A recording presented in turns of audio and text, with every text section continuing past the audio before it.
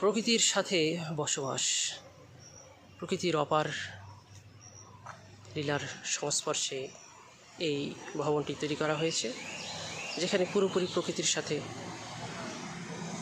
একেবারে মিলেমিশে একাকার হয়ে গিয়েছে। প্রাকৃতিক একটি ভবন বলা যেতে পারে, এবং এটা প্রাকৃতিকভাবে শীতাতপ নিয়ন্ত্রিত।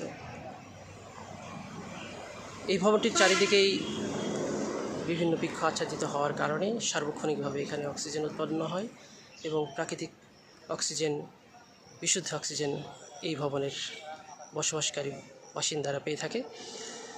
এবং ঠান্ডা একটা পরিবেশ, গরমের সময় ঠান্ডা, শীতের সময় কিছুটা উষ্ণ আবহাওয়া বিরাজ করে এই ভবনে।